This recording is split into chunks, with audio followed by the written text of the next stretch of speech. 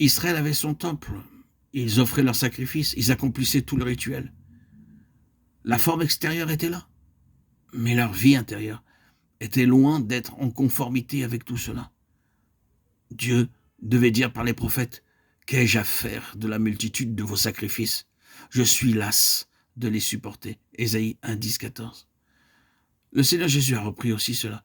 C'est pourquoi Christ, entrant dans le monde, dit, « Tu n'as voulu ni sacrifice ni offrande, mais tu m'as formé un corps. Tu n'as agréé ni holocauste ni sacrifice pour le péché. » Alors je dis, voici, je viens.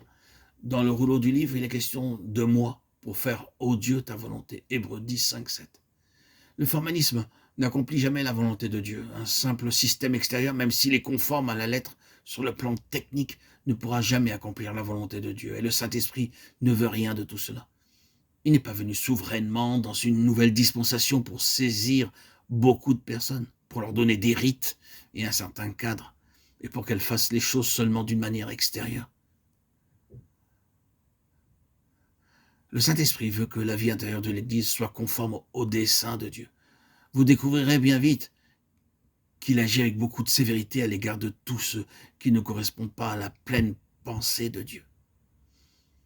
Ananias et Saphira expérimentèrent que l'on ne pouvait outrepasser ce principe et faire semblant que tout était conforme. Le Saint-Esprit a vu la contradiction intérieure, et cela n'a pas été passé sous silence. Nombreux sont ceux qui veulent cette venue sur eux, parce qu'ils veulent avoir cette puissance, se sentir transportés, saisis, poussés. Il y a beaucoup à faire avec toutes ces choses qui n'ont pas une contrepartie intérieure. L'objectif final du Seigneur ne peut pas être atteint pleinement s'il n'y a pas la correspondance du dessein de Dieu dans la vie de ceux qui sont appelés selon ce dessein. Je vous exhorte donc à marcher d'une manière digne de la vocation qui vous a été adressée. Éphésiens 4.1. Je vous demande d'avoir de continuelles confrontations avec Dieu sur cette question du ministère intérieur du Saint-Esprit, pas seulement en vue du service ou de la puissance, mais pour ce qui concerne votre propre vie. Une des tragédies parmi de nombreux chrétiens et beaucoup de serviteurs de Dieu, c'est qu'ils puissent croire à certaines choses qui sont fausses et les divulguer, et en les propageant faire du mal à d'autres croyants, sans que cependant le Saint-Esprit ne puisse même pas les rendre conscients qu'ils ne disent pas la vérité. Je ne fais pas allusion ici au domaine de l'enseignement biblique, mais dans les relations avec d'autres serviteurs de Dieu et concernant l'œuvre que Dieu peut faire ailleurs. Ces choses, avec leur cortège de suspicions, de critiques, de malentendus, tous ces préjugés et ainsi de suite, devraient nous conduire à aller vers le Seigneur avec un fardeau sur le cœur. Oh Seigneur, comment cela est-il possible que malgré mon dévouement à ton service, après tout ce que je fais pour toi avec la position que j'occupe, malgré tout cela, le Saint-Esprit ne puisse pas me reprendre intérieurement, me redresser, me rendre sensible lorsque je dis quelque chose qui n'est pas juste?